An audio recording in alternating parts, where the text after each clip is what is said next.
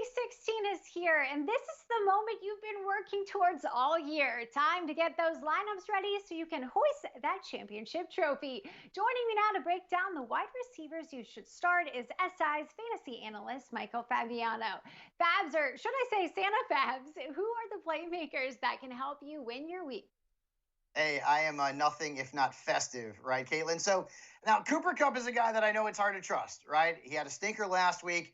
His quarterback is the Grinch, Jared Goff. Now, I wouldn't touch him with a 39.5-foot pole this week, but I'm starting Cooper against Seattle. Why? Well, they have been awful against slot receivers. They've allowed the most catches, the most yards, and the most fantasy points to that position.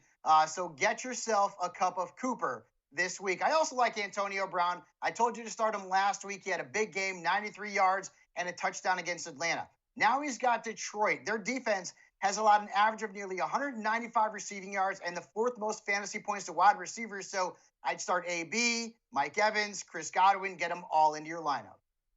It's a good week to be a Bucks fan. All right, well, let's talk about two more playmakers you like this week, Brandon Ayuk and Jarvis Landry. But now on to the receivers you're not a fan of, Fabs. Tyler Lockett was on this list last week, and he had kind of another mediocre game, right? I mean, look at his numbers. He's failed to score more than 12.3 fantasy points in 7 of his last 8 games. That includes 4 games with 8 or fewer points. The last time he faced the Rams, he was held to 5 catches and 66 yards. The Rams are going to be salty after losing to the Jets, and so Tyler Lockett is a fade for me. Same thing with Robbie Anderson. Now, last week, he secured his first 1,000-yard season, so he's probably tough to trust. He's been very good, but Washington's defense is also very good, and they're tough on receivers lined out wide, allowing just 8 touchdowns and an average of 21 points per game. Their defense has also allowed 4 wide receivers to score more than 16 fantasy points on out wide routes.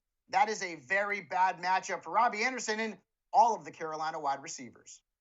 All right. Well, also on Fab's Cinema list is DJ Chark and Marquise Brown. Fabs, thank you so much for your insight. Guys, for more fantasy strategy and advice to win your championships, go to si.com/fantasy and good luck in your matchup this week.